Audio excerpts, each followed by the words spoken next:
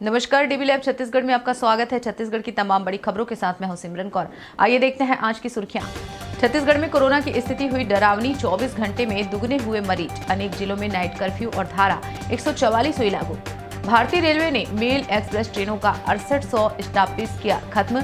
संघर्ष समिति बिलासपुर ने किया विरोध। वीरगांव में पार्षद समर्थकों ने रौंदा कांग्रेस का झंडा, सभापति नहीं बनाने पर भड़के। पर्ची अलग करने के नाम पर पटवारी ने मांगा 3000 रुपए।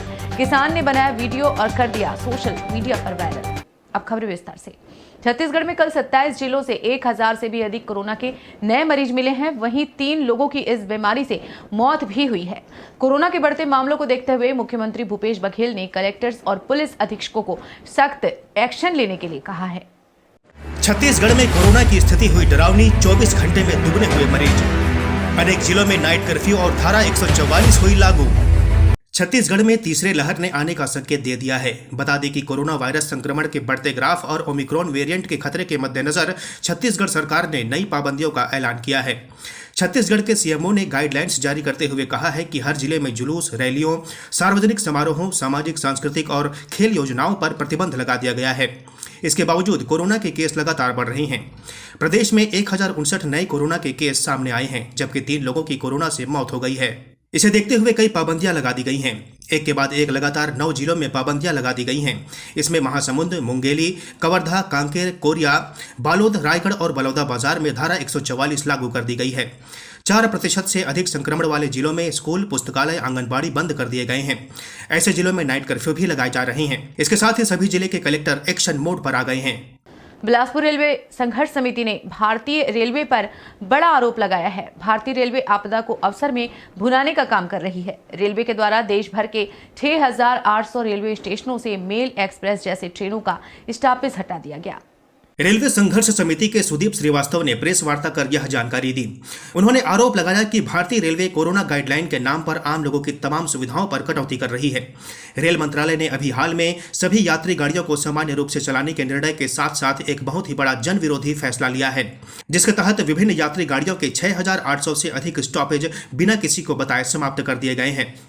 इन ट्रेनों में रायपुर मंडल में सिलियारी स्टेशन पर इंटरसिटी एक्सप्रेस और हथबंद स्टेशन पर छत्तीसगढ़ एक्सप्रेस का स्टॉप खत्म कर दिया गया है। भारतीय रेलवे के द्वारा 6800 से अधिक रेलवे स्टॉपेज जो समाप्त करने का निर्णय है, ये बहुत ही अदूरदर्शी है। इससे आम जनता को जो इतनी परेशानी हो रही है वो तो है ही, साथ ही अर्थव्यवस्था को जबरदस्त नुकसान होगा। इससे छोटे शहरों से, छोटे कस्बों से शहरों में आने वाला श्रमिक नहीं पहुंच पाएगा, उनका रोजगार मार खाएगा। वहां से आने वाली फल, सब्जी, दूध सभी की सप्लाई प्रभावित होगी। रेलवे को इस फैसले से कोई फायदा नहीं हो रहा है। रेलवे ना उन डब्बों का उपयोग करके कोई नई ट्रेन चला रही है, ना ही स्टॉपेज हटाने के बाद भी उस ट्रेन के टाइमिंग में कोई विशेष अंतर आया है। दूसरी बात यह है कि रेलवे एक मोनोपोली ट्रांसपोर्टर है। रेलवे का, भारतीय रेलवे का कोई विकल्प नहीं है। ऐसी व्यवस्था वाली सुविधा संविधान में मौलिक अधिकार है सुलभ यातायात का, उसको अवहेलना करके ये स्टॉपेज खत्म किए जा रहे हैं। और इतने टिकट बिकेंगे तब स्टॉपेज रहेगा। इस तरीके के पैमाना से तो फिर ट्रेन कभी चलेगी ही नहीं। तो ये पूरा मैं मांग करता हूं केंद्र सरकार से कि निर्णय वापस ले। साथ ही साथ राज्य सरकार से मांग करता हूं कि इस निर्णय पर विरोध दर्ज कराए केंद्र के समक्ष, और अन्य मुख्यमंत्रियों को भी, अन्य राज्य सरकारों से भी समर्थन ले। ये जो हमारे क्षेत्र के सांसद हैं लोकसभा और राज्यसभा के, ये सब अभी तक इस मसले पर सक्रिय नहीं है। मैं उनसे भी अपेक्षा करता हूं कि सभी सक्रिय हों। इसी तरह बिलासपुर से इंदौर के बीच चलने वाली नर्मदा ट्रेन भी शामिल है, जो गत 100 वर्षों से बिलासपुर और पेंड्रा रोड के बीच करगी रोड, बेलगहना आदि कई स्टेशनों पर खड़ी होती थी, परंतु अब अचानक इन स्टेशनों पर इसका स्टॉपेज समाप्त हो गया है। छत्तीसगढ़ में बहुत सारी ट्रेनों का स्टॉपेज खत्म कर दिया गया है, जिससे आम लोगों को काफी परेशानी का सामना करना पड़ रहा है। वीरगांव निगम में महापौर और सभापति पद के उम्मीदवारों के चुनाव के बाद अब बवाल सामने आया है। यहां कांग्रेस पार्षद इकराम अहमद के समर्थकों ने कांग्रेस पार्टी के खिलाफ ही नारेबाजी कर दी। समर्थकों में संगठन के प्रति इस कदर नाराजगी है कि उन्होंने वह पोस्टर भी फाड़ दिया जिसमें पार्टी के नेता पंकज शर्मा की तस्वीर थी। पार्टी का झंडा भी तोड़कर जमीन पर फेंका और उसे पैरों से रौंदने लगे। बीरगांव निगम में महापौर और सभापति पद के उम्मीदवारों के चुनाव के बाद अब बवाल सामने आया है। यहां कांग्रेस पार्षद इकराम अहमद के समर्थकों ने कांग्रेस पार्टी के खिलाफ ही नारेबाजी कर दी।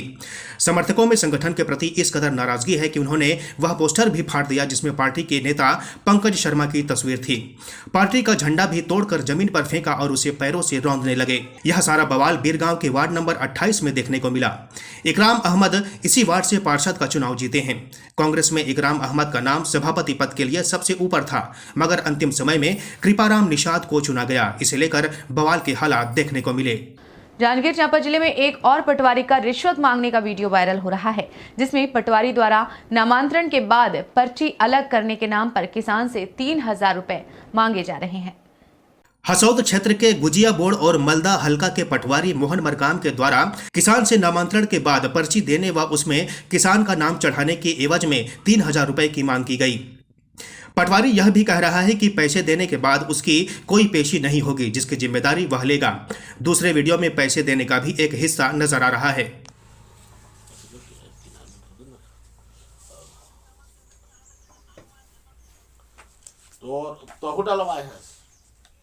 हसौद थाना क्षेत्र के भनेत्रा निवासी किसान निराला कुमार धीरे ने यह वीडियो बनाया है। किसान निराला कुमार के जमीन का नामांतरण होने के बाद भी पटवारी मोहन मरकाम द्वारा पैसे की मांग की जा रही थी। पटवारी ने यह भी आश्वासन दिया था कि अगर वह 3,000 रुपए दे देगा तब उसे पेशी पर नहीं जाना पड़ेगा। फिलहाल यह वीडियो वायरल हो गया है और माना जा रहा है कि जल्द ही इस रिश्वतखोर पटवारी पर कार्रवाई की गाज गिरेगी।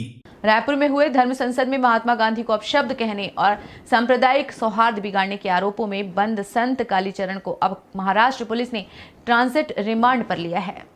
महाराष्ट्र पुलिस के अधिकारी कालीचरण को लेकर पुणे रवाना हो गए। 2 दिन से रायपुर में जमी महाराष्ट्र की पुणे पुलिस ने जिला एवं सत्र न्यायालय में कालीचरण की ट्रांजिट रिमांड मांगी थी। उनका कहना था आरोपी के खिलाफ उनके यहाँ भी गंभीर धाराओं में मामला दर्ज है। रायपुर पुलिस ने संत कालीचरण को 30 दिसंबर को गिरफ्तार किया था। बाद में पुलिस ने उसे 13 जनवरी तक के न्यायिक हिरासत में जेल भेज दिया। इस बुलेटिन में फिलहाल इतना ही। बने रहिए डीवी लाइव छत्तीसगढ़ के साथ। नमस्कार।